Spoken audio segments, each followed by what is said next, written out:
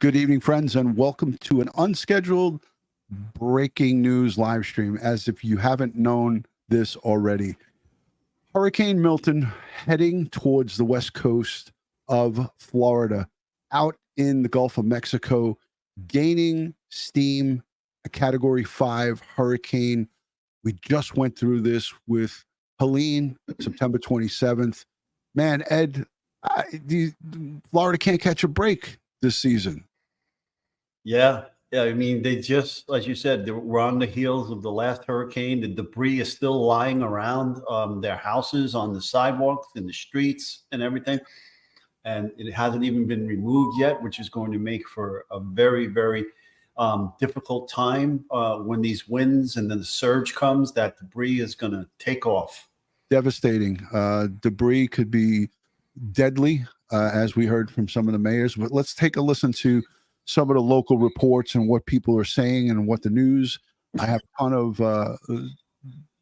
media to show to the folks. But before we get into it, let's say thank you to our Patreon supporters, the channel members, and everyone who positively engages here. Thank you, thank you, thank you. Without you guys, we got nothing. So thank you for tuning into this breaking live Hurricane Milton news coverage. We have to say our community and the supporters in Florida, the entire state of Florida is on notice. We're going to cover some of the areas where it's mandatory for the evacuation. You guys know where you are.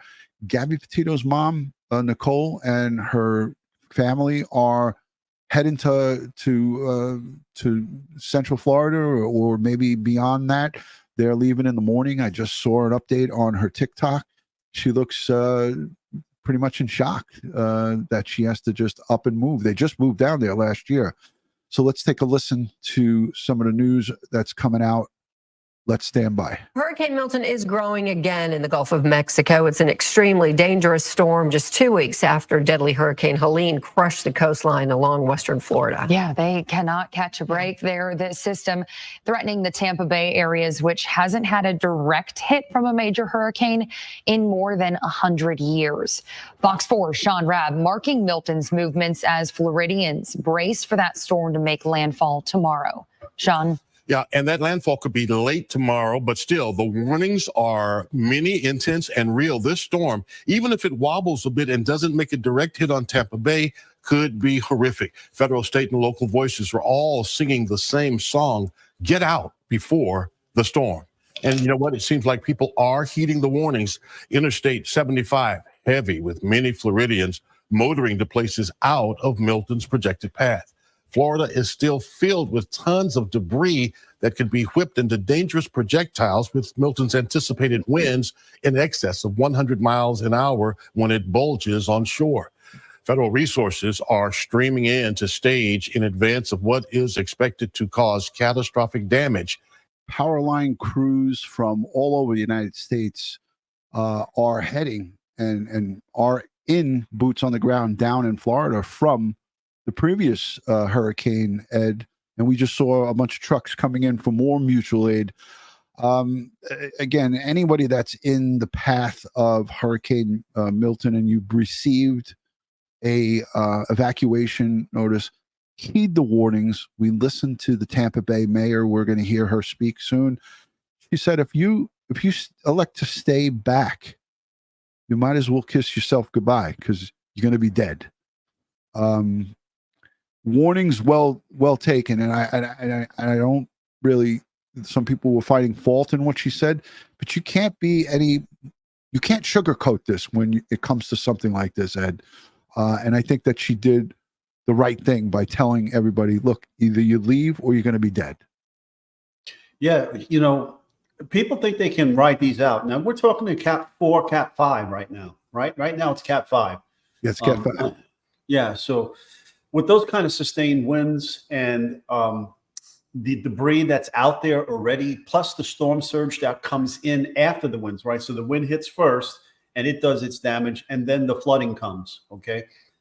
You know, these are low-lying areas on the west coast of Florida. It's not as if this is like elevated mountain range or anything like that. So the flooding is going to be tremendous. Now, I mean, you know, I lived through it. myself here in New Jersey when Sandy came through, Superstorm Sandy came through. 2012. Yeah, and I had another house, and I lost that house to Superstorm Sandy. Flooded my neighborhood. The water came up over the bulkhead and just ripped through our neighborhoods, flooded my house, to the point that the town condemned my house, and I ended up selling that house to a contractor, finding another piece of property that had a house that was destroyed by Sandy, but the owner took that house to the ground, and Wow. so it was just an empty lot. And so I rebuilt there instead of where my house was. Right. And storm surge is so dangerous. And the meteorologists, Ed, talk about the wind shear in the Gulf. If the wind shear comes down, it suppresses the storm, and it makes the category go down. It actually suppresses the winds, but they're not seeing the wind shear that they're looking for, and that's why it's doing this yo-yo effect, going, and one of the eyes disintegrated or fell off, and then it came back, a new eye. We're going to listen to them talk about it. We're no meteorologists, but I've been paying attention to this, and there's a lot of variables, and the warm weather, the warm water in the Gulf is just the catalyst to make this. This is a storm of not just a century. This is potentially the largest, heaviest impact to that Tampa area, St. Pete's, and all of the stuff that they're going to be talking about here. So take a listen. Thank you to all the super chatters, and thank you for everyone who's here. Stay safe out there in Florida, no matter where you are. And threaten the lives of those who try to ride it out. Part of the concern, the storm surge could be twice as high as it was in Hurricane Helene. Wow. You want to pick a fight with Mother Nature, she's winning 100% of the time.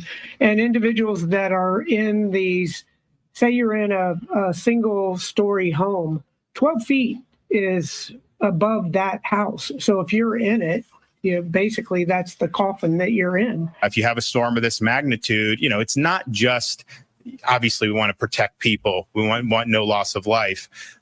It will create a lot of property damage, but it's a type of storm that potentially can have an indelible impact on a community. And people know that gas pumps reportedly running out of gas as folks pack up and pull out. They're being drained. Florida's governor says, be patient. There's no fuel shortage. Gasoline trucks are lined up, waiting to fill up stations as soon as it can get there, as soon as they can reach them. DeSantis also cautioned, though, that folks who decide to stay need to know once the storm hits, you are on your own. We will get to you, he says, as soon as we can get into the affected areas. And again, still. And that's the problem, Ed, is that some people don't want to leave their homes. Some people are not capable of leaving their homes because they're handicapped and so forth, and they don't have means or anybody to help them. But this is the dangerous part, is they don't want to put the first responders in danger if, you don't want to have a situation where you need to rescue someone and then you need to rescue the rescuers, right? Yeah, So, it's true. I mean, my parents are senior citizens. They lived in Florida for 35 years, and they evacuated several times from the East Coast to where were they? Flagler County.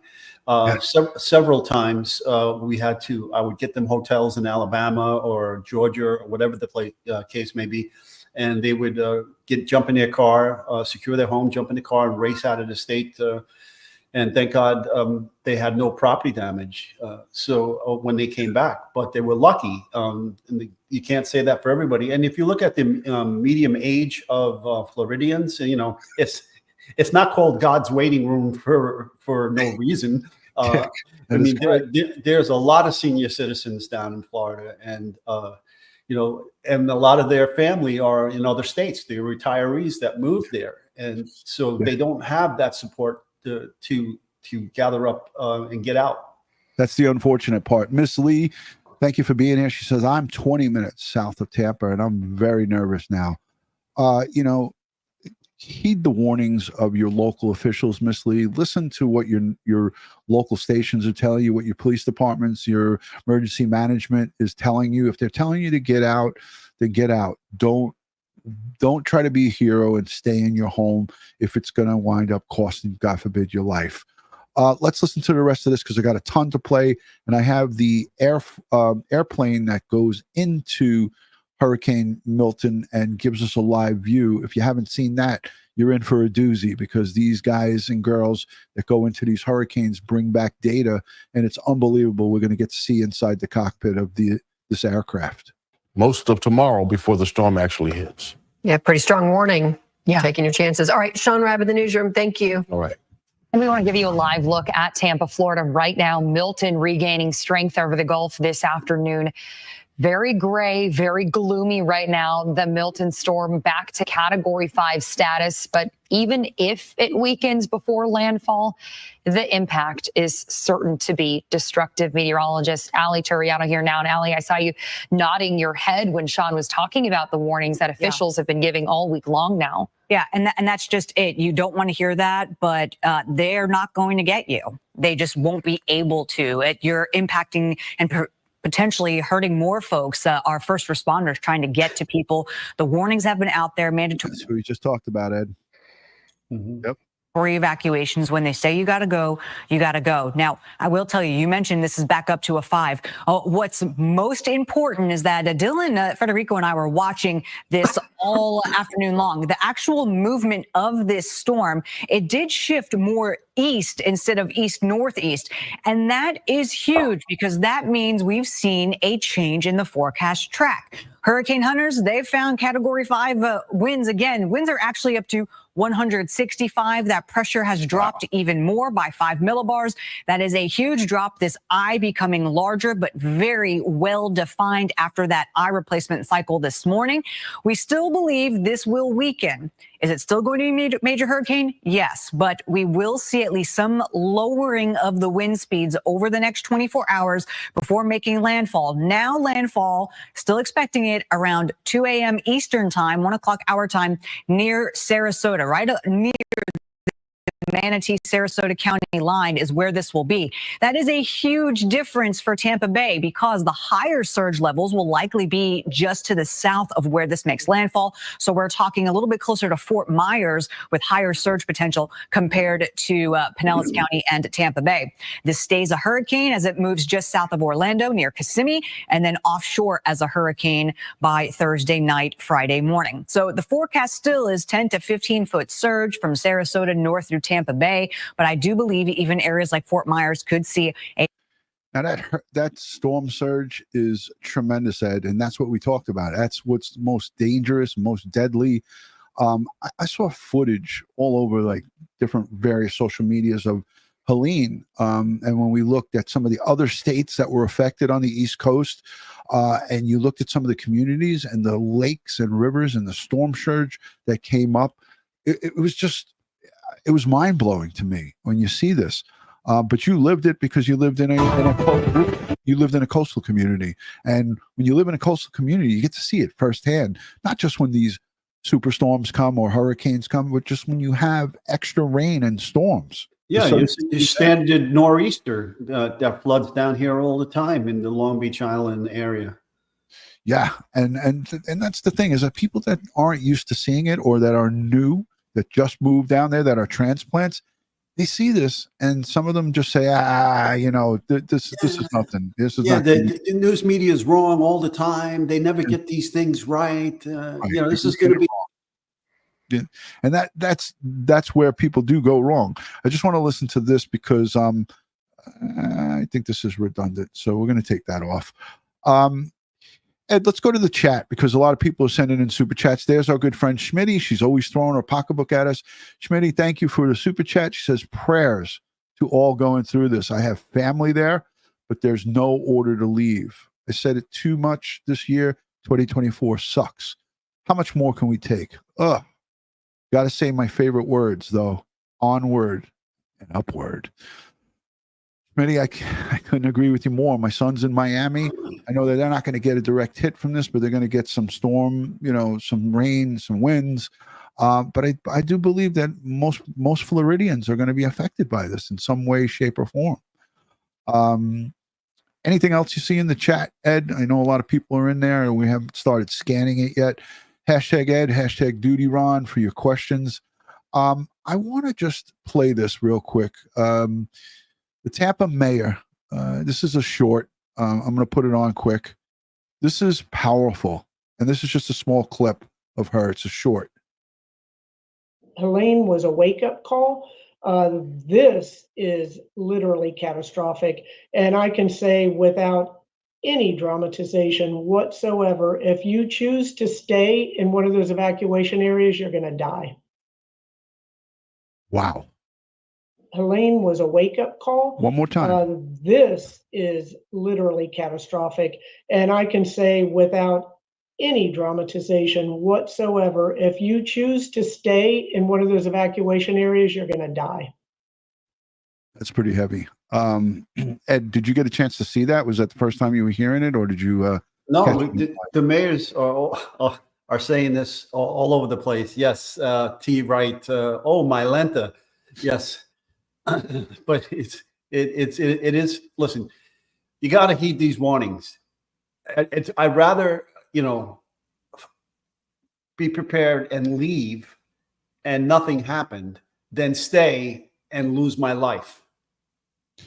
Absolutely. It's better to be safe than sorry. And I say this all the time. You can replace property and things, but you cannot replace your life. And we all know that. It's just that sometimes people get just a sense of like, no, my house is safe. I could stay in there. Nothing's going to happen to me. My home is sturdy. It can handle this. We can bunker down. I saw somebody on a canal. I wish that I wish I would have saved it. It was a husband and wife team, beautiful home on a canal. They had the storm shutters down. The husband tied everything down, and they're like, "Oh, we're just going to wait this out." And I'm like, "Are you crazy? You're in that red zone. You're in one of those zones where they're telling you to evacuate." I remember a story told by one of our chaplains in the NYPD, Father Monsignor Russo. Okay. And it was about a hurricane, and this devout religious woman who believed in Jesus Christ, and that a storm. She lived in City Island up in the Bronx, for those of you who know what I'm talking about. And a hurricane was coming, and they were ordered to leave because the storm surge was going to swamp the island. And she refused to leave, and so she was praying and praying with her Bible, and she was on the first story, and then she was on her porch, and the rain came and it started to rise, and the NYPD drove by in a patrol vehicle and asked her to get in the car and so that they could take her to safety. And she said, "No, God will protect me. I believe God will protect me." Well, then the storm then took over the first floor of her house. Now she's on the second floor, and so emergency services drives by in a big truck. And they said, "Come on, we'll take you. Jump it. We'll come get you. Come out of the window. We'll put the ladder up, get in the truck, and we'll get out of here." And she says, "No, no, no. I believe God is going to save me. He's my protector. He's not going to let anything happen to me." And then the storm got really bad, and now she had to go to the attic. And then Harbor comes by in a boat and says, "Man, you got to get in the boat. Come on, let's go." She says, "No, I'm not leaving my house. I'm not leaving my house. I believe God is going to protect me. He's going to protect me." And then the next thing you know, she's on the roof, and Aviation flies over and says, man, we're going to lower a ladder down, and we're going to hoist you into the helicopter and fly you out of here."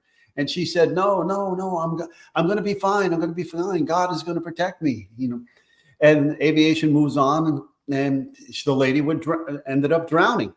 Yeah. And then she goes to heaven, and she's there, and she meets God, and she says, "God, why did you abandon me?" And God says, "What are you, out of your mind? I sent a patrol car, I sent ESU, I sent Harbor, I sent Aviation, and you didn't get in." That's some story. I always think of Father Casada too. He was one of the chaplains as well. Monsignor Casada. Miss Alma Trumbly sends #DutyRon, #Ed. Some people can't afford to leave, but the folks that can't afford to leave are afforded an opportunity through emergency management. They will, if you make a request, they will take you to a shelter. They'll take you to a bonded or branded area where you're going to be safe. They're not going to, move you hundreds of miles, but they're going to put you up somewhere where you're going to be safe if you can't get out. You just have to ask for it. And then with this storm, they had multiple days warning. We've been tracking this thing for days now.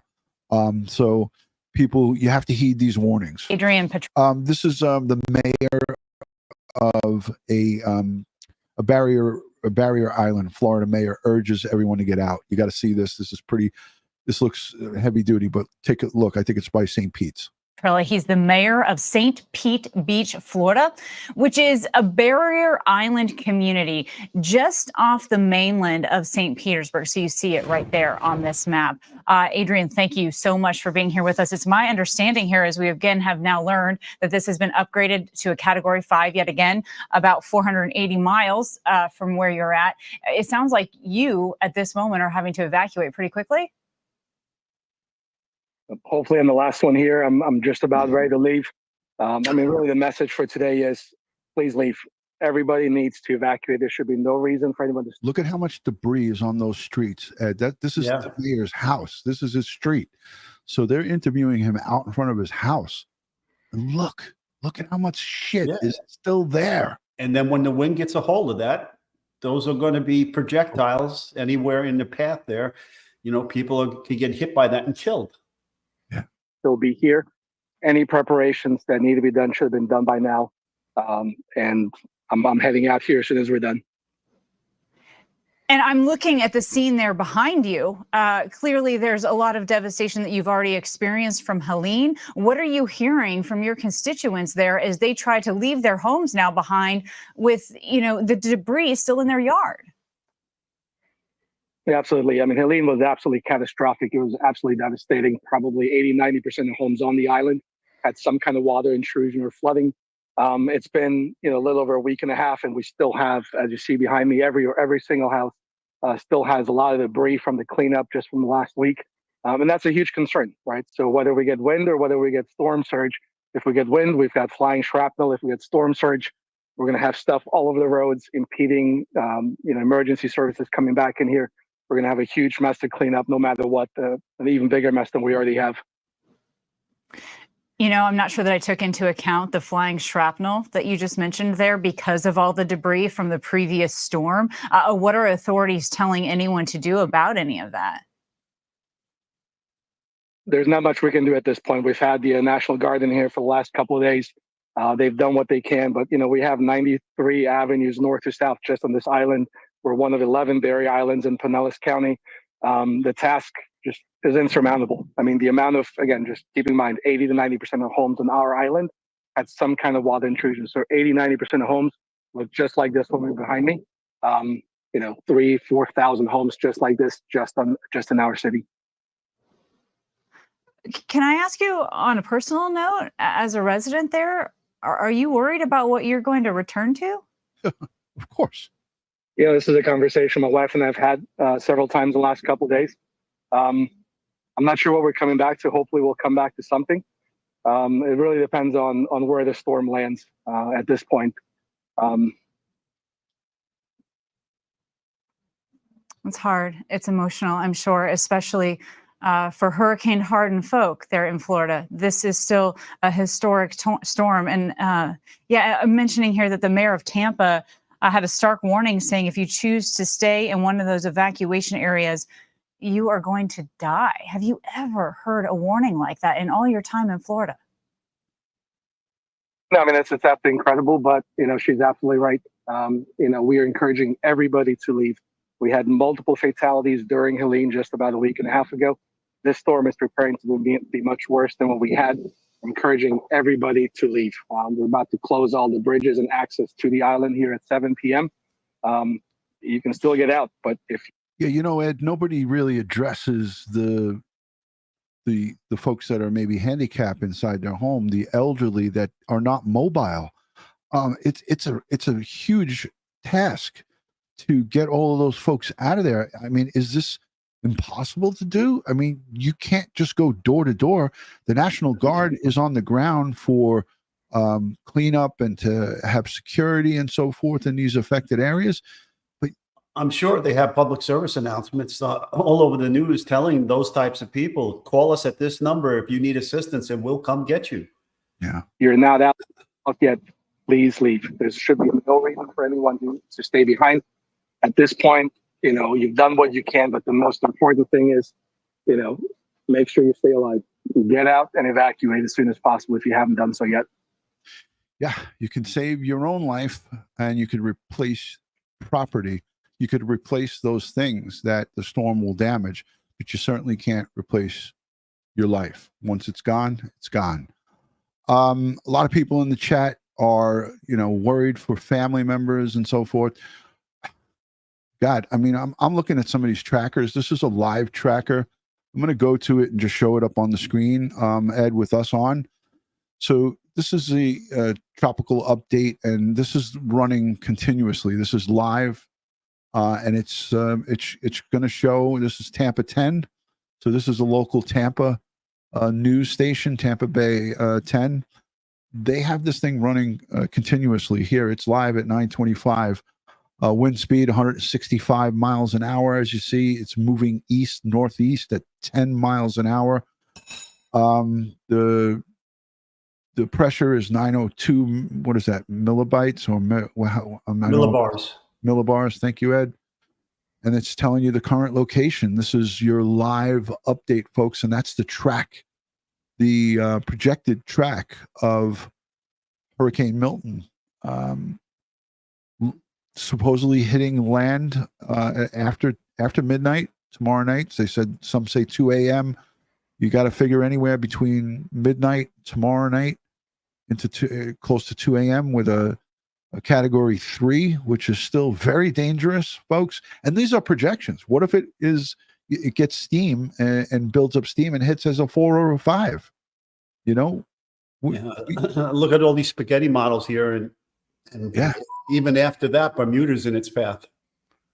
Right. And that's a concern because Bermuda, although it can handle, and it has had many, hurricanes hit it,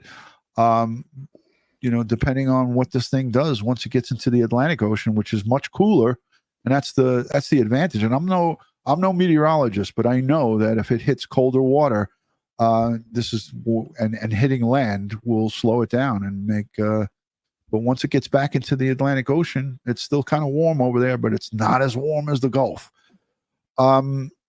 Let's show the folks that airplane that goes into the eye of these of many hurricanes, and this is.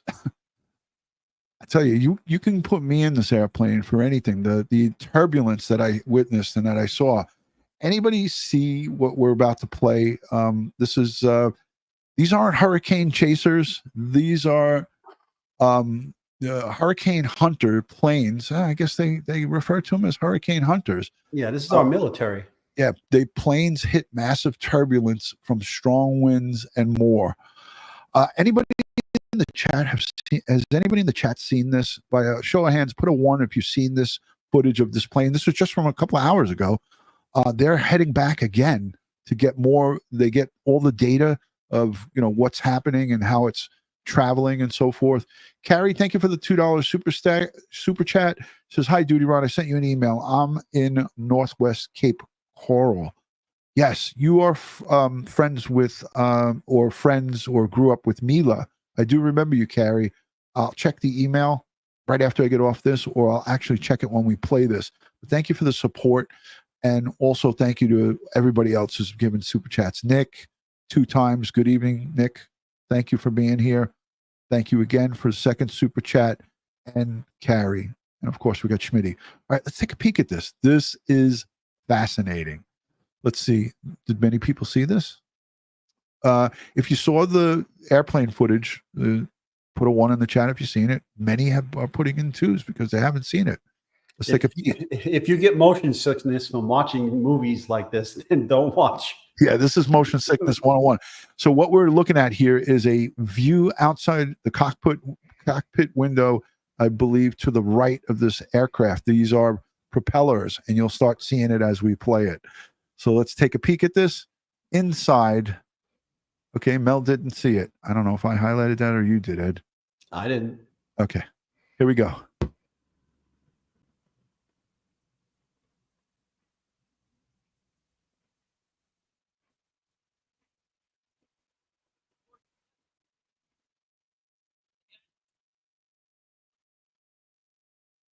Is there any sound to this? Say again. Is there any sound? I'm hearing sound. I can hear sound. It's not projecting. Okay. Well, I guess everyone's getting a favor by not hearing the sound. It's kind of loud, but you get the idea. Anybody else hear the sound? Grab my phone real Okay, quick. now we got it.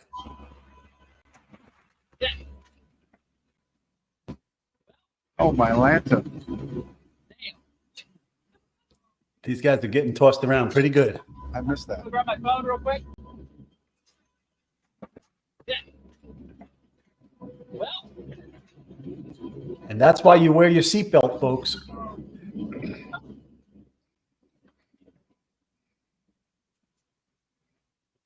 It's on. Oh, crap. All right.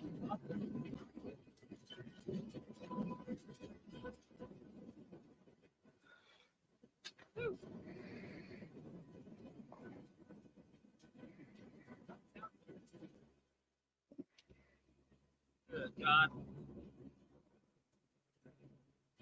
All right.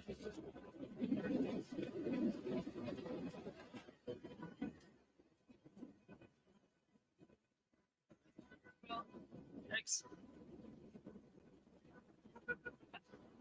When you get a chance, can you grab my wallet too? Who would volunteer to do a ride along in a plane ride going into a hurricane in the Gulf of Mexico?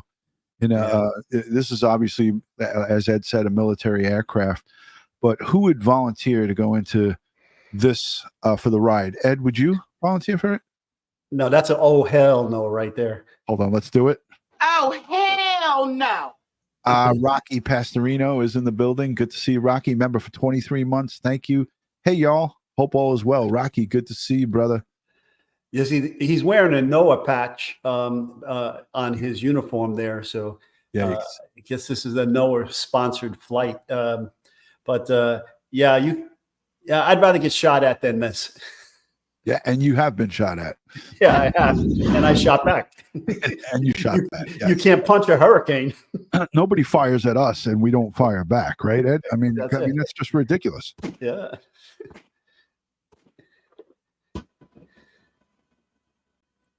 Gotta keep these pockets zipped. Yeah. You got to be wearing those NASA diapers in that flight.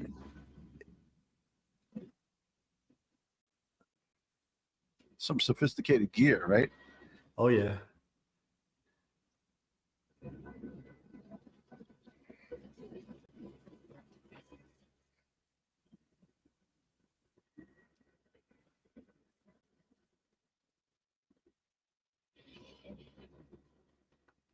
You got that right, Crime and Wine.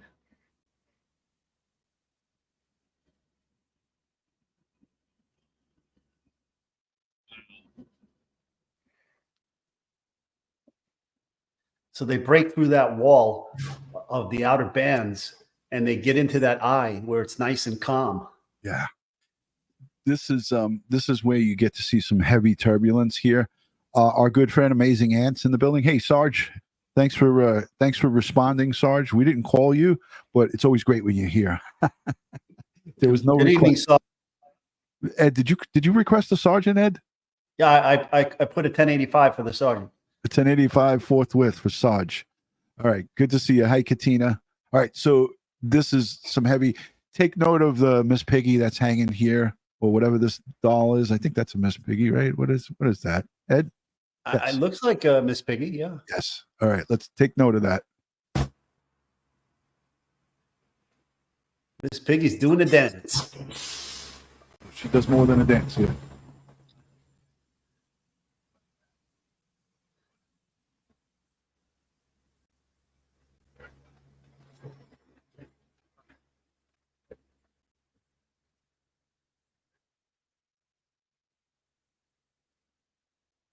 Look at the propellers back here. That's a great sight right there. Yeah.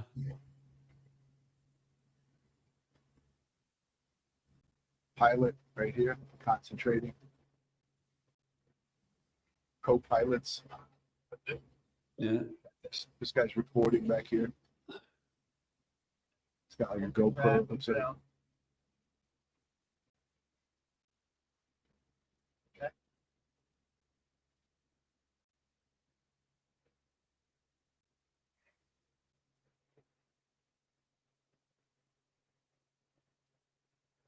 Yeah, that's going into the eye.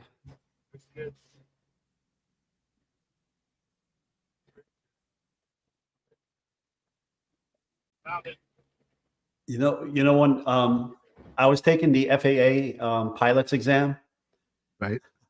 how much stuff we had to learn about weather. Okay. Yeah, and how to act and react to it, right? React to. We had to be able to identify the clouds, all the different types of clouds, and what they meant to our flight. All of these different things. It was horrific. I couldn't believe how much I had to remember about meteorological conditions and wind speeds and shear, updrafts, downdrafts, all the effects of all of that. Yeah, oh yeah. my God. So much to learn. Dawn Marie says they dropped cylinders into the storm from all different angles to plot the storm's speed, movements, directions. It's so analytical. DutyRon, it's a huge computer in the sky. Not only are they collecting data from the plane and from the, all the stuff that, all the electronics and all the sophisticated gear from the plane, but I read that they do drop cylinders into it, and I'm not sure how they recover, but it's a science, and they're experts at this stuff. Well, they don't. It's the ones that I'm aware of. They send out electronic signals of the barometric pressure, the wind speeds, all of that information, and they send it electronically, and those sensors are then lost. Wow. Pretty cool footage right there. Good stuff. And I bitch and moan when they cancel my flight for a little rain. Yeah, right. So listen, tomorrow night, I'm going to be live back again, tracking the storm. We did this with Helene.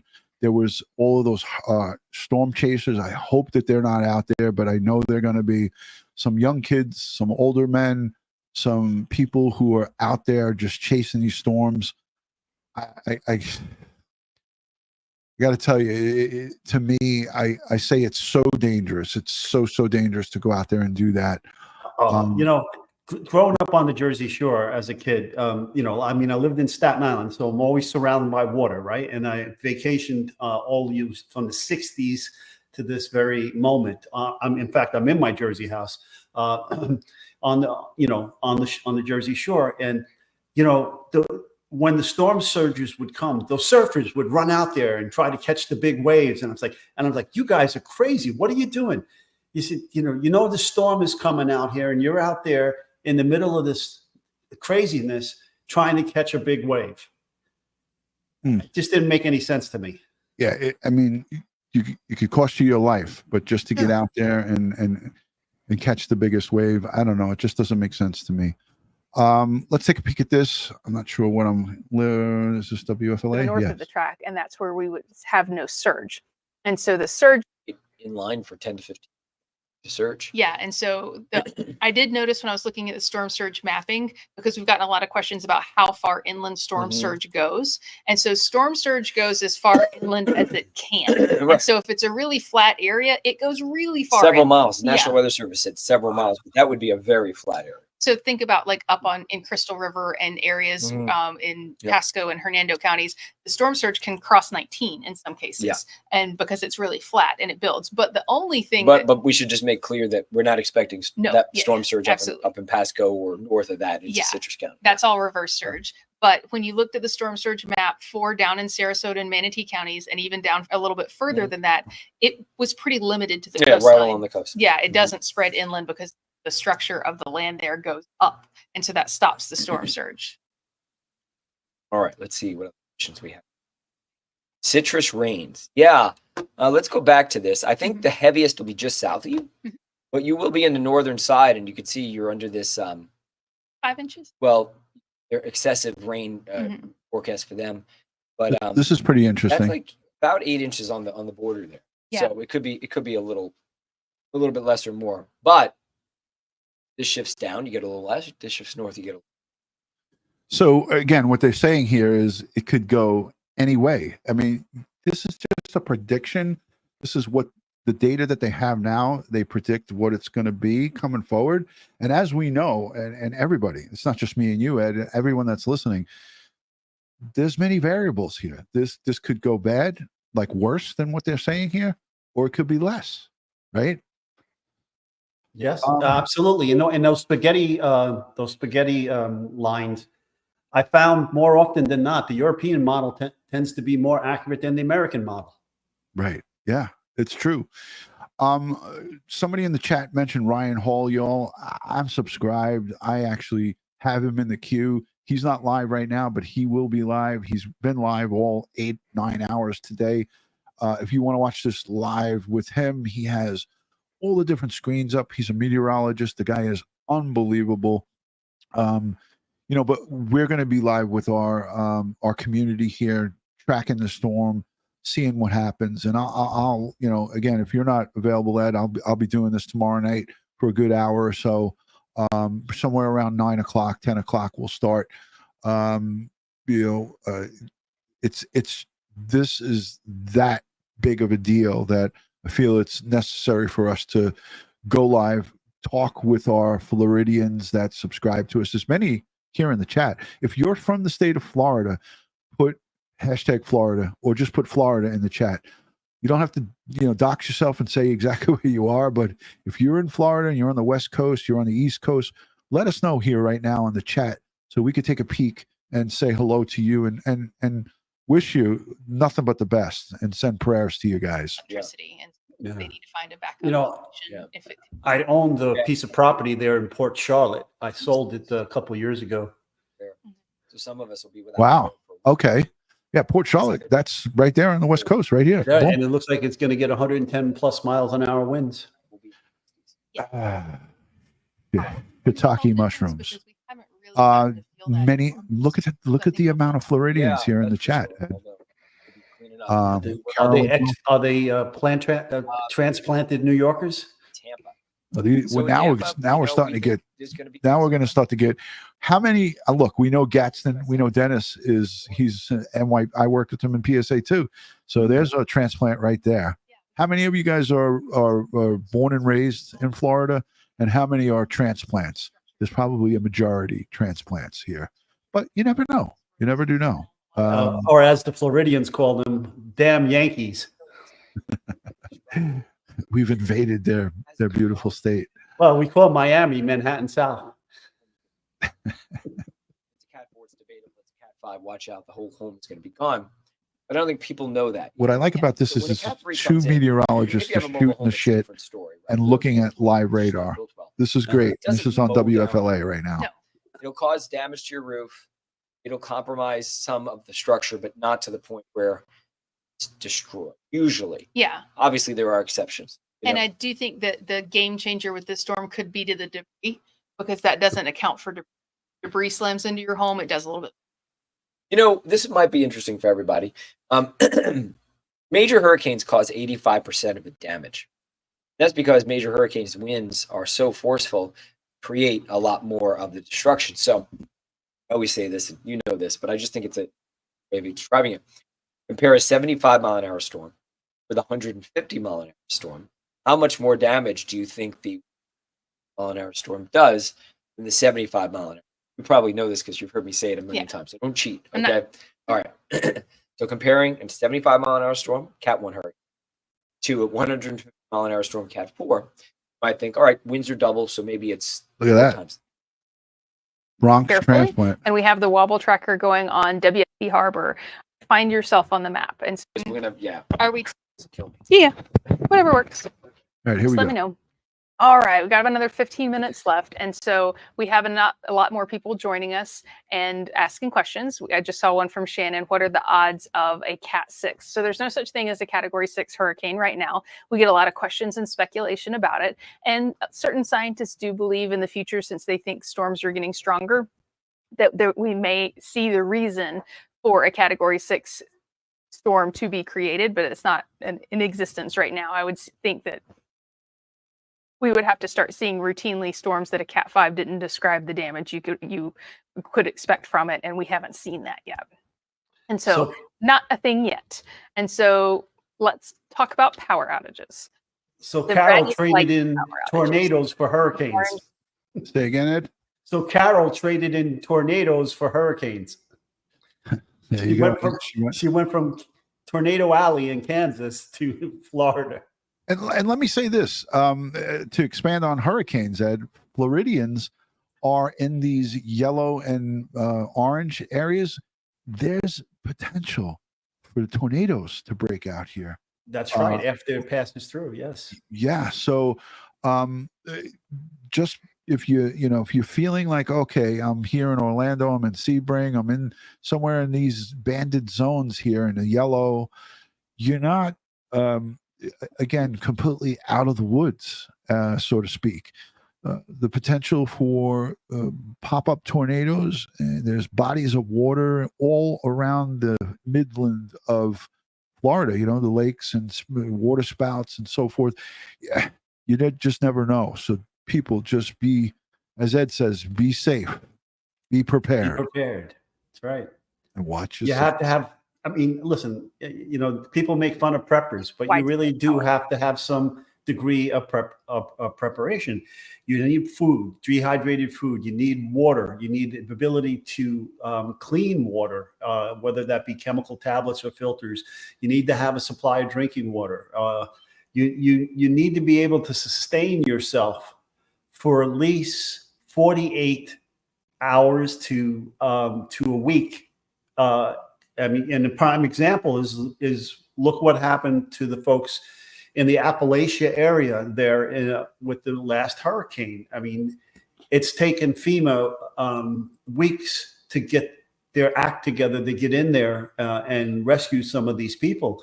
So solar power, backup, okay, hard shelter.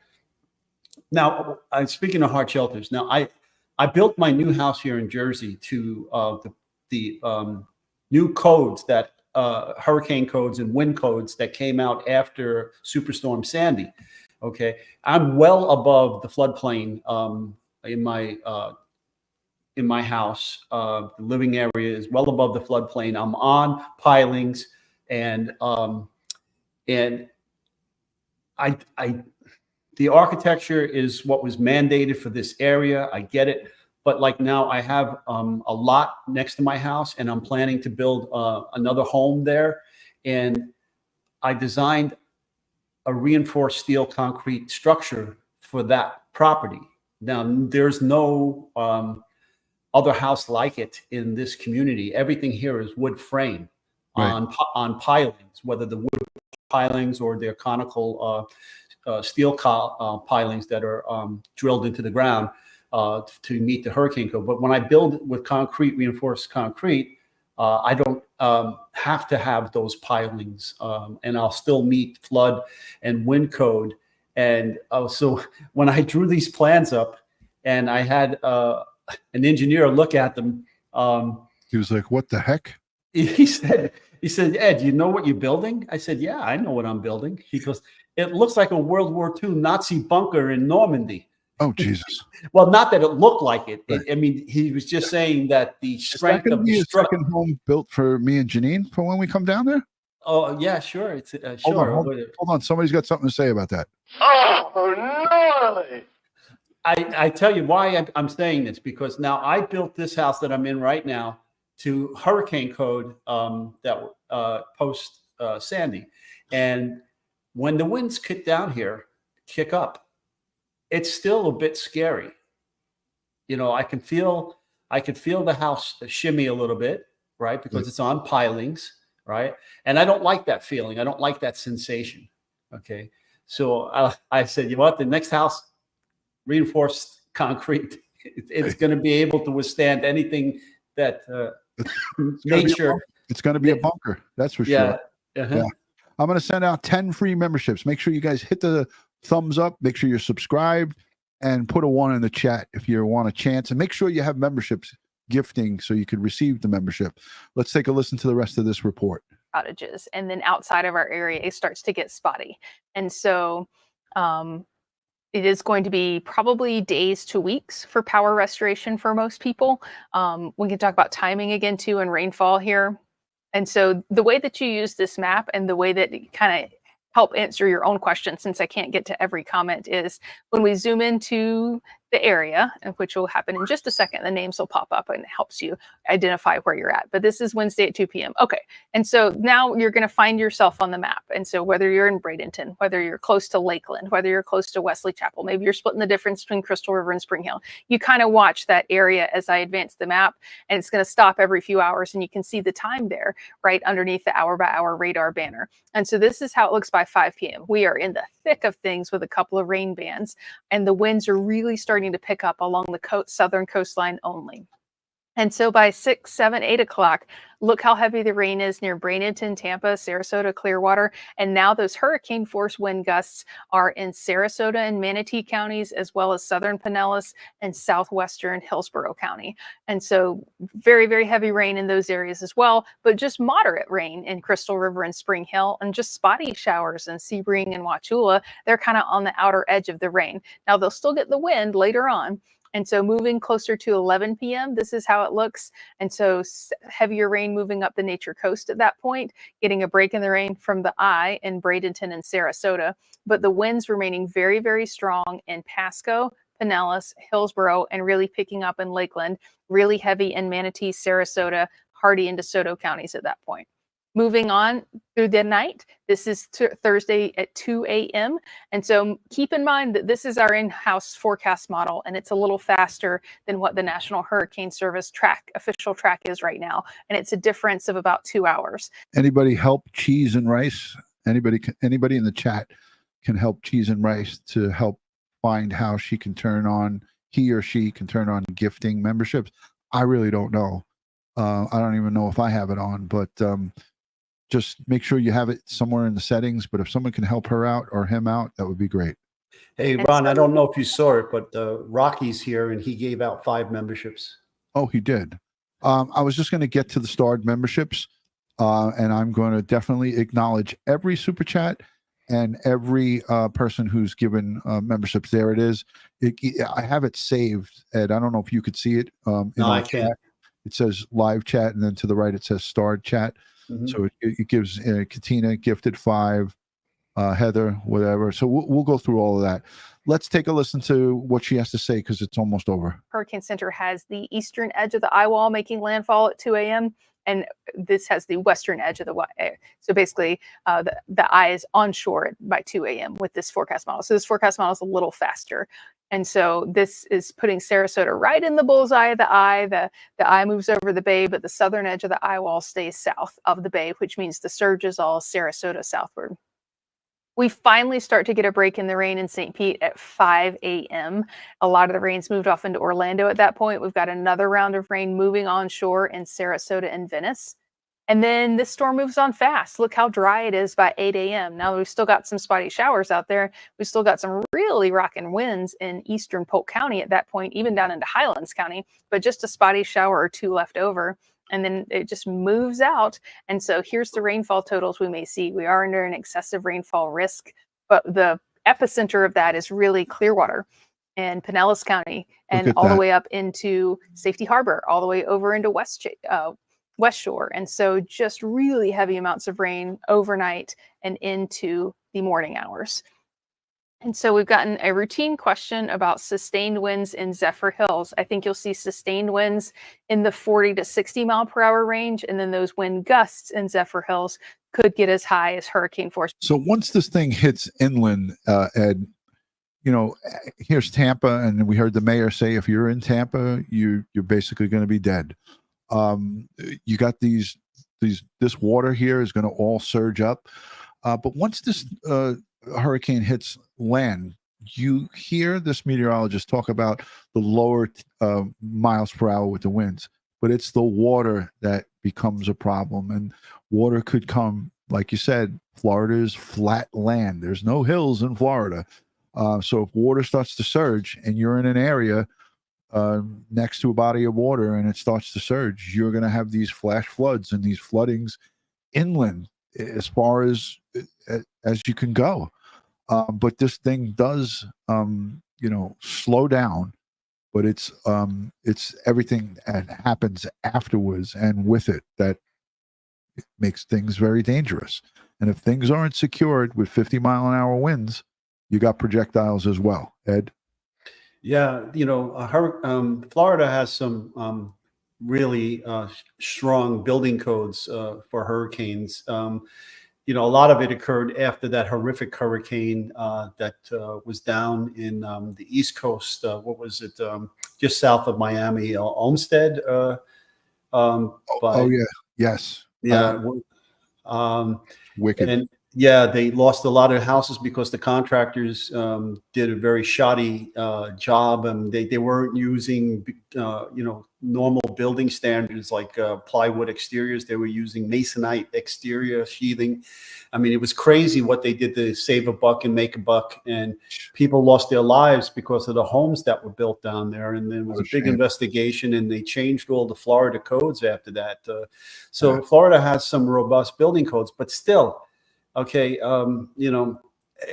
it's don't think you can just ride this out. Get out.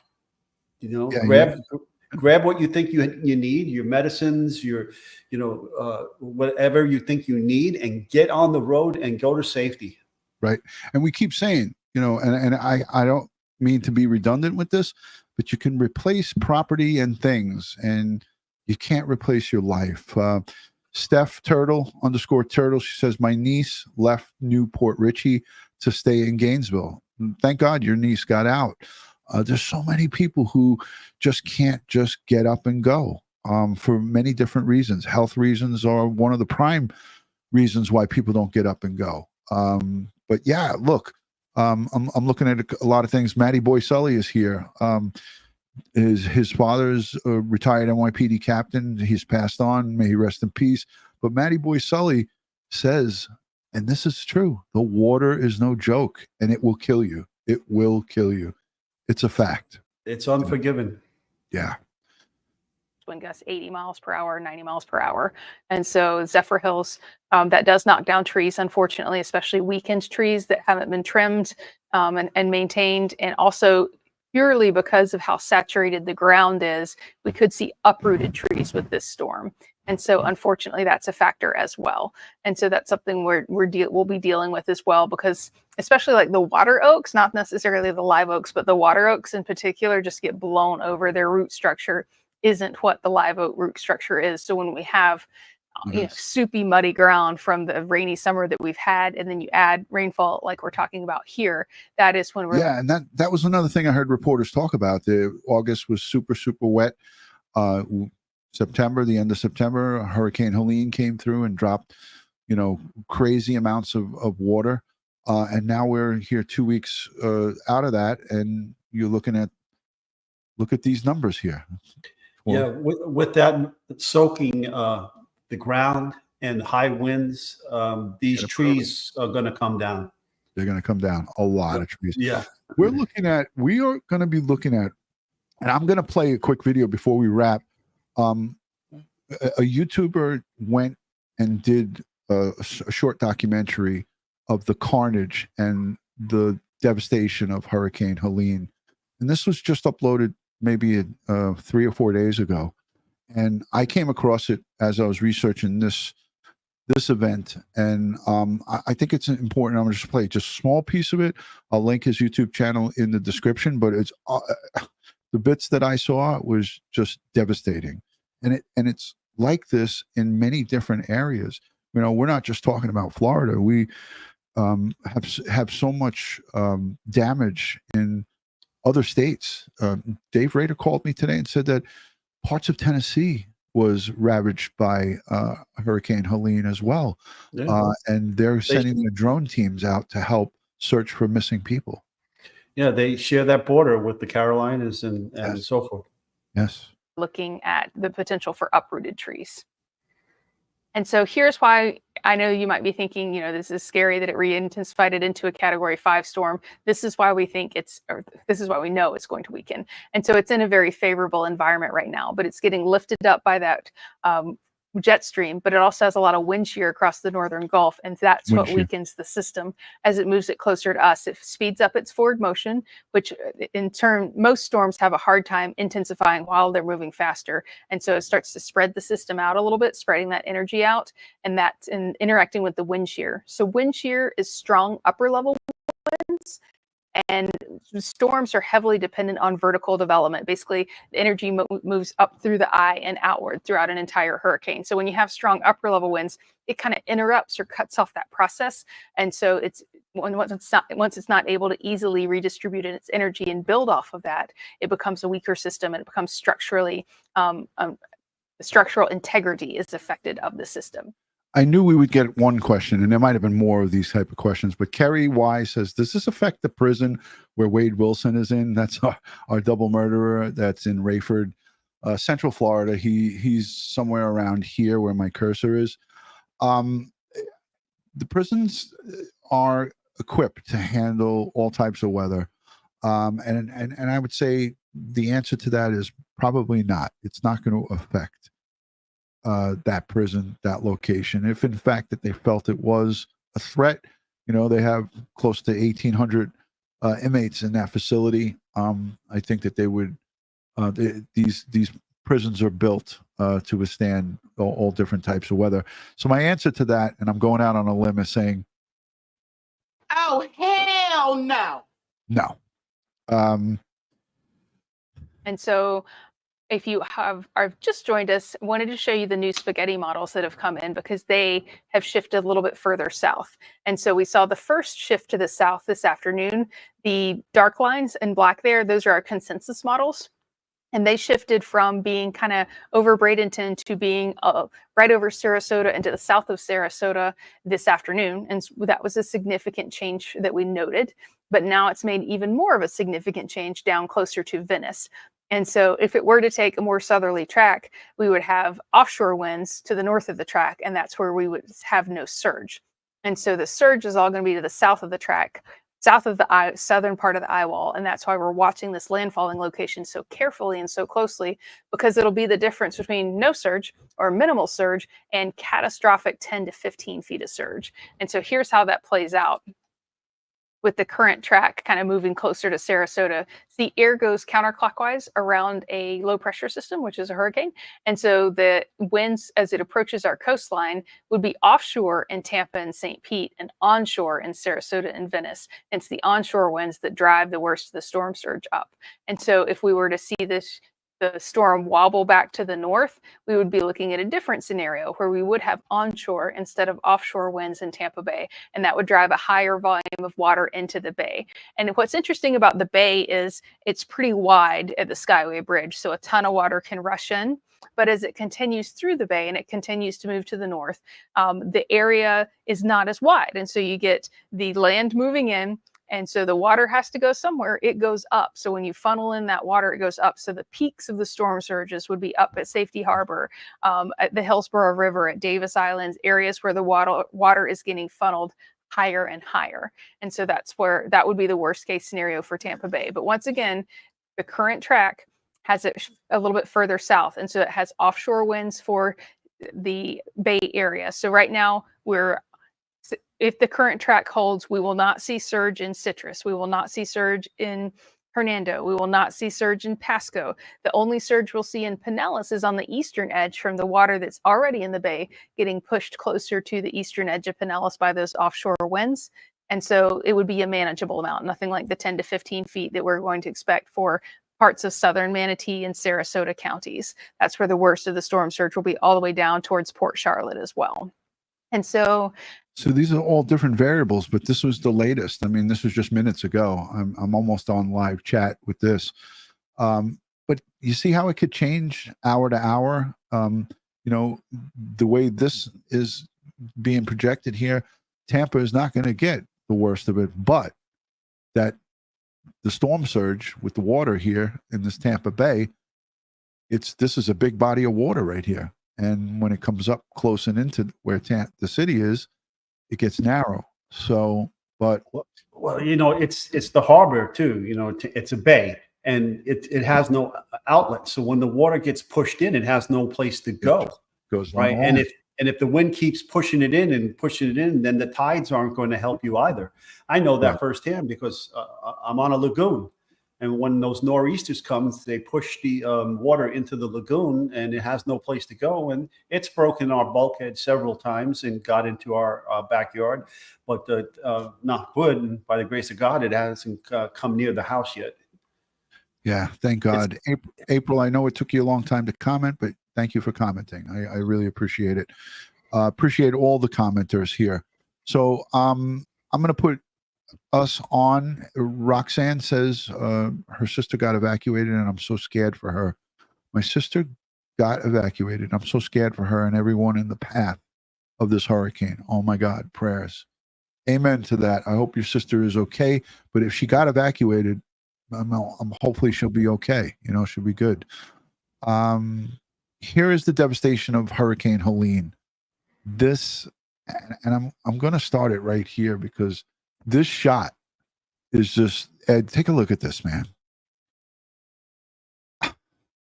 When I looked at this, and this is sand from the beach coming up, or sand that was dropped there. I don't know. What do you make of this, Ed? Play it. All the same. This isn't some twisted Helene makes some of you shrug after you. These are all black and white photos. The quiet devastation. The lives turned upside down in an instant. The ones who don't make the headlines. I mean, you can see how high the water line was. It was coming in all sides of my house, all the doors. My poor dog and I were laying in bed listening to it just pour in. That's the small picture.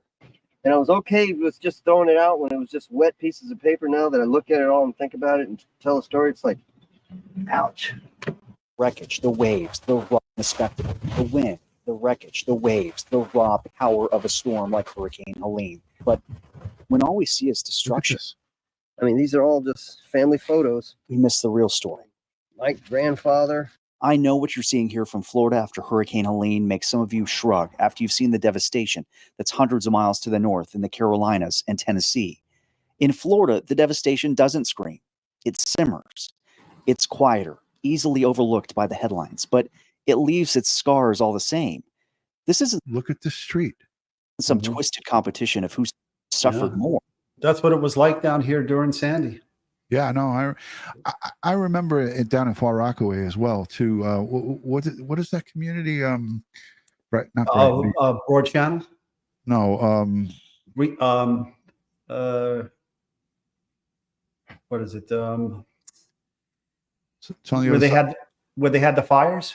Yes. Yeah. So my friend had a house over there, and it was just like this, but a lot worse because the roads were more narrow. And it's just all beach homes, all waterfront homes. Breezy Point. Thank you. St. Pete Beach is just as real and as painful as Look the at these shots. This is what Floridians have gone through just 2 weeks ago. in the Carolinas.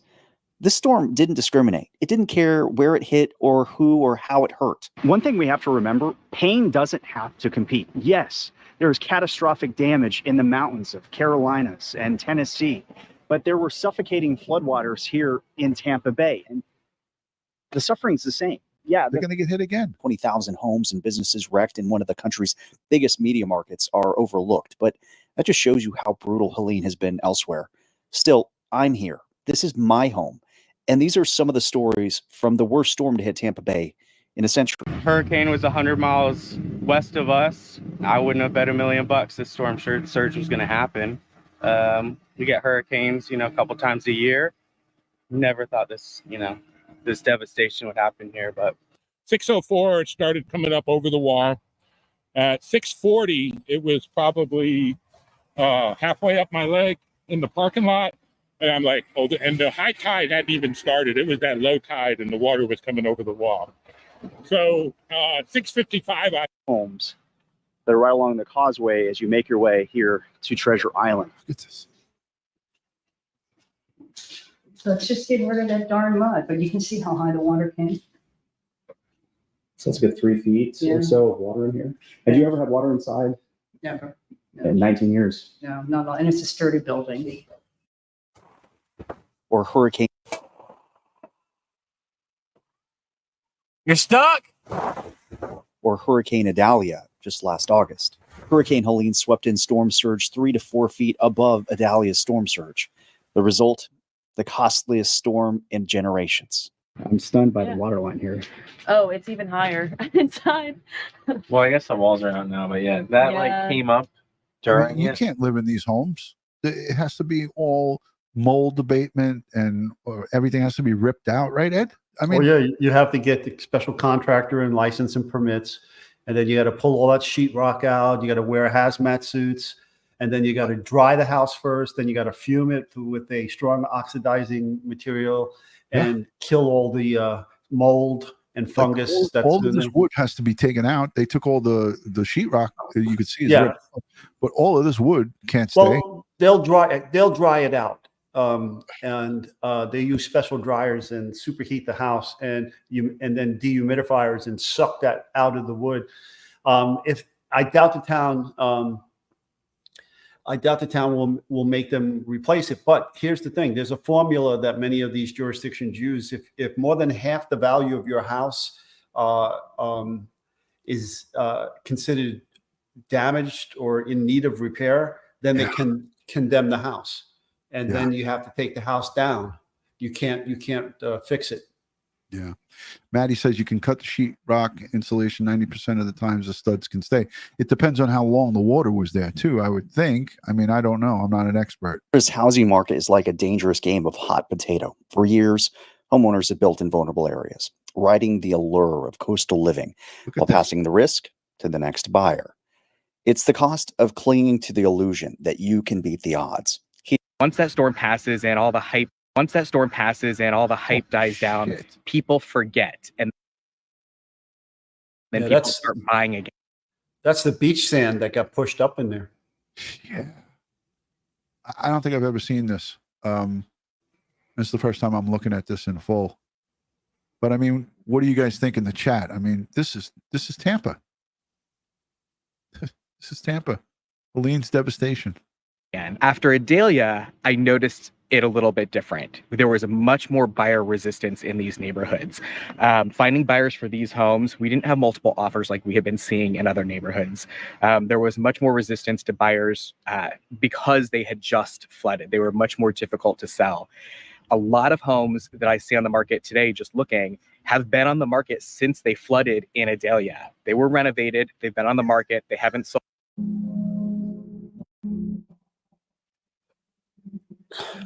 Cheryl, Florida was already dealing with homeowners insurance problems. The rates had been rising through the roof to the point that many Floridians were fleeing the state because of the homeowners insurance policies being so outlandish. Now, on top of that, the homeowners insurance doesn't cover this. You have to get FEMA flood insurance, and the price for FEMA flood insurance is based on how your house is situated in the flood zone. And, if you're out of the flood zone, it's cheaper. If you're in the flood zone with the livable space, it's much more expensive. So yeah, the insurance rates are definitely going to go up because, all of the damage between these two storms, it's going to be passed on to us.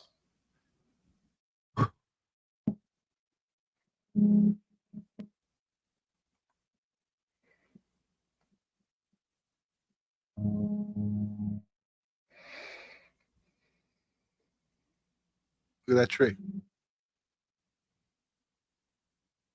Wow. I don't even think that came from there.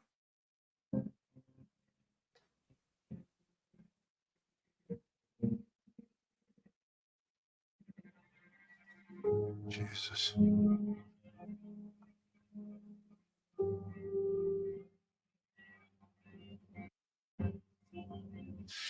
Pretty interesting. I'll link it in the description so you guys can go and watch it. I mean, I don't know how much more folks in Florida can take, and we don't even know what's in store with Hurricane Milton coming through tomorrow. In the in the middle of the night. And these storms, I don't know, man. Helene came in the middle of the night, 10, 11 o'clock, 12 o'clock. They just have the habit of hitting in the middle of darkness. We don't see these storms happening in the middle of the day. I'm not saying they don't, but most of the times when this is happening, this is 2 in a row in the middle of the darkness. So it just makes it that much more horrific when you look at it, because it's pitch black. Power's out. You're in the dark. And it's dangerous. Yeah. Gatson, Freedom Outdoor, Dennis, retired Irish detective, NYPD, sending everybody in the state of Florida prayers, strength, everything, all our best. And, if there's fundraisers that go on for the folks that are in need in all of the outlining states and stuff like that, I'm going to look into trying to share those and get people to try to donate to them, because these people need all the help that they can get. I know we know times are tough right now. Inflation, recession, the price of gas is coming down. There's a reason for that, and it's not good. And the price of groceries, like I went to the store the other day and there was a run on toilet paper again. I said, people, because they were scared about the longshoremen striking. Let me let you in a secret. Toilet paper is not imported from overseas. Okay, it's made right here in the United States. All right, there was no reason to run on the toilet paper.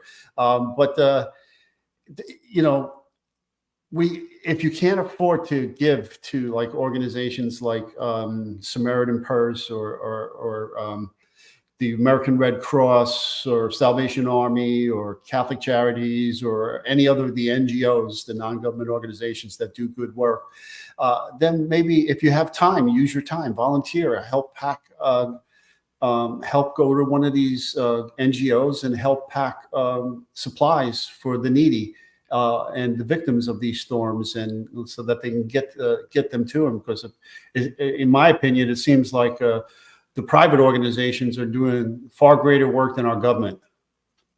Amen to that, brother.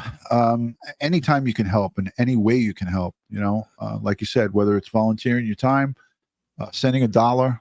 I mean, look, we all are, it's tough to make ends meet nowadays, but every dollar counts. So even if you can afford $1, send it to these people. Help is some of the best, things that we could do as human beings is to help others. And I'm all for it. And you look at stuff like this, and you look at that documentary that we just showed. That's from 2 weeks ago.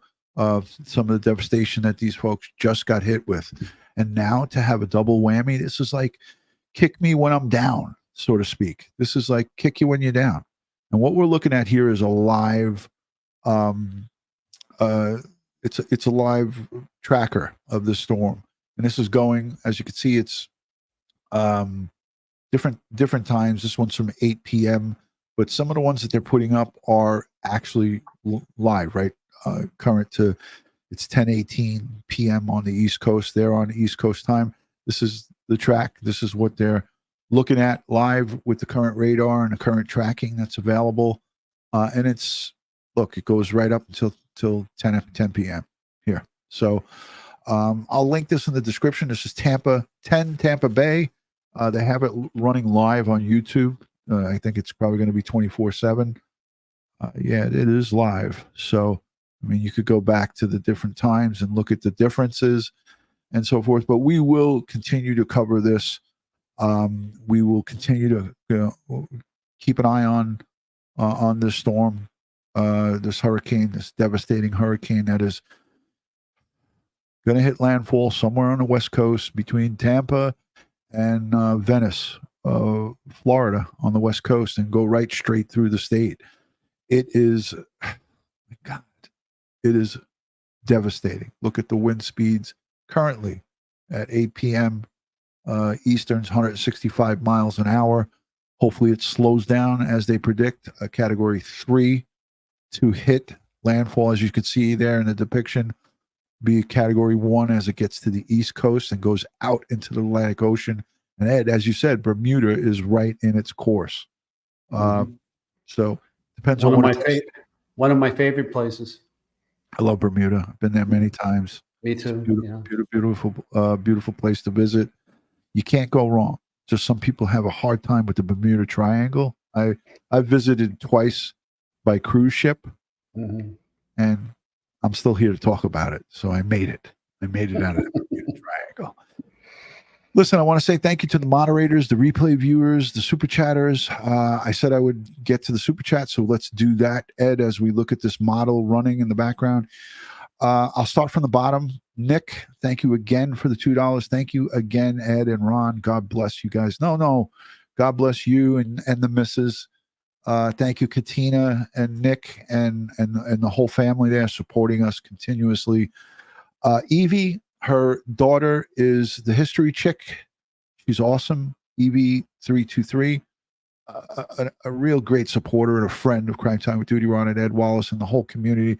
She sends $10 and says, prayers to my family and every single person and their pets in Florida. The first responders, healthcare workers, linemen. God bless you all. Hey, God bless you and your family. I'm hoping everyone's safe. Money sends in some money, Ed. Look at that. Money. Thank you for the sticker. Appreciate that. Nick, thanks for becoming a member. Appreciate that. Heidi Cakes, member for 19 months. I'm in Tennessee. My nephew's house had 5 feet of water. So many lost lives. Please evacuate. Don't wait. Water rises quick. Yeah. Thanks for sharing that. Inferno sends $2. It says, please stay safe, Florida and the surroundings. We love you all. Thank you, Shanti. Appreciate that. Beamer, $6.50. That's Lexi's sister. We know that. Member for 8 months. Prayers for all that are in the path of Milton. Amen. Hey, look at this, Ed. We gave 10 free memberships, me and Ed. Woohoo! Woohoo! Emily Parkinson's. Parkinson says, a tornado can form over your house. Hurricanes have a few days' notice. Get out. Yeah. Lorraine, thank you, Lorraine Lawrence, for being a member for 17 months. Love all of your live coverage, 100%. Well, we love that you love it, and we appreciate you being here. Heather Whatever, member for 25 months. Prayers for all in the path of and the aftermath of the storm. It's important that you say that because the path, the initial hit, and then the aftermath, the cleanup, what you're left with. And we saw that young couple with that house that was unlivable. What do they do? Where are they going to go? All the hotels are packed with people in the same situation. It's a nightmare, Ed. It's a nightmare. Katina, thank you for gifting 5 memberships. Appreciate you doing that. Rocky Pastorino, gifting out 5 memberships. Rocky's awesome. We met him through the search for Casey Valley's sister. That was a horrific case, man. My heart breaks for that family. Amazing Aunt Sarge is in the building. She's sending her pocketbook at us and purse, $10. Come on, guys. We could do that easily. Pretend you're on free fall at Great Adventure. She's talking about the plane. No shaking out. Stop being a shake box. Cash overtime. She's signing the slip, Ed. All right. Crime and Wine, member for 12 months. Bravery at its finest. She's referring to those folks in the plane. Absolutely. Rocky sending in he's been a member for 23 months, Ed. He's been here since the beginning, since we covered that case. Hey, y'all. Hope all is well. Amber. Amber sent gifts to Cambro. Thank you for gifting a membership. Much appreciated. And Carrie, she says, hi, DutyRon. I sent you an email. I think we got it. Now we're up to date. I got to everybody, Ed. How about that? All right. Yeah. Joey says, keep your phones charged. Joey Brooklyn, there he is. Everyone subscribe to Joey Brooklyn and Dawn Marie. She's got a channel. She goes live now. I don't know if you know that, Ed. Yeah. I was on there. Yes, giving out advice, talking about us, patting us on the back. Thank you, Dawn. We love you. Speaking about giving out advice, we can't live without electric. Get yourself a solar-powered battery backup. Yeah, or a generator of some sort. I don't know if they have they have propane in Florida with I don't think they have natural gas, but my stepmom out in Suffolk, she's got a backup generator up high, it's raised, and it's 2 big propane tanks, and they got like a monitor on it, so they know the company, the gas company, the Parco, they know to come and fill her up. The double tanks, so it's a really great setup. You can get that done. ATS News, who's ready to give birth any minute. She's got a great channel, and we wish you a lot of luck with your new bundle of joy coming soon. Ed, what do you got? Oh, look at it! Look at this. This is just something simple, like you don't want to lose communication, right? But if your communication comes down, all right. So what do I have here is a solar powered battery that I can then charge my phone with, or use as a flashlight, or charge other electronics with. And so I have a few of these. My whole family has them. So I always carry them. Wherever I go, I always have it. I have 2 of them actually wherever I go. So I can run my computer, I can run my cell phone charger, and so forth. And I just use the power of the sun. So if I have no gasoline or electric power from another source, then that's what I could use. And then I have small little solar powered lanterns that are inflatable. When you don't need them, they deflate. When you need them, you blow them up, and then you just let the sun hit the solar panel on the top. And then when nighttime comes, they automatically turn on the light. Ed is a badass, and this is for Ed. Bad boys, what you gonna do? What you gonna do when they call you? Excellent. Ed Wallace is always putting out some good information for everybody. All right, folks, we're going to end this up an hour and 26 minutes. We'll be back on tomorrow night around 9-ish, 9:30. I don't know, maybe 10. Keep Ed up late. If he doesn't want to come, we'll do it by ourselves. We'll do it without Ed. Are you going to be down in Jersey tomorrow, or are you coming back home? Coming back home in the evening. Okay. What time are we doing this? Maybe 9 or 10 o'clock. I don't know. I got that needle biopsy the next day, so I don't have to go into work. So, yeah, Thursday I have. What do I have Thursday? I have another doctor's appointment. Yeah, between Ron and I, we've been going to the doctors for like the last 3 weeks straight. These World Trade Center ailments that we have. Yeah, I went to the GI doctor, the cardiologist, my primary physician. I had a colonoscopy yesterday, folks. So colon cancer is a killer. So go out and get that done. Absolutely. Don't let it go, even though it sucks, the preparation before getting the test, but get it done. Yeah, absolutely. 100%. I had mine last year. I get it done every 3, 4 years, 5 years, sometimes, depending on what the doctor says. But yeah, you got to get that done. It's a pain in the ass, but you got to do it. But I'm pumped. I want to thank everybody for watching. Prayers to everyone in the path of Hurricane Milton. Get yourselves ready. Get out of there if you can. Get to a safe location. Do what you can to make yourself safe and get back after the storm surge recedes and everything is done. I don't know what we're going to be looking at, folks, but just pray. Pray for these people. Pray for God to spare lives and to keep everybody safe. So on behalf of Crime Time with DutyRon and Ed Wallace, we want to thank you for watching. Thank you for hitting the subscribe button and hitting the thumbs up and subscribing to the community. We really appreciate you guys. Ed, I know you always have something to say to the folks before we end these things. Well, thank you for sharing your time with us today. We know that you can get your true crime fix anywhere you like on the internet, but thank you for being a part of our family. Stay safe, stay prepared, watch your six, say a prayer for all the folks in harm's way. And if you can't afford to donate money, donate time and help pack up supplies for the needy. Amen to that, brother. All right. Good night on behalf of Crime Time with DutyRon and Ed Wallace. And thank you all to the moderators and everyone who watches the replay. We'll see you soon. Peace and love from Ed Wallace and DutyRon.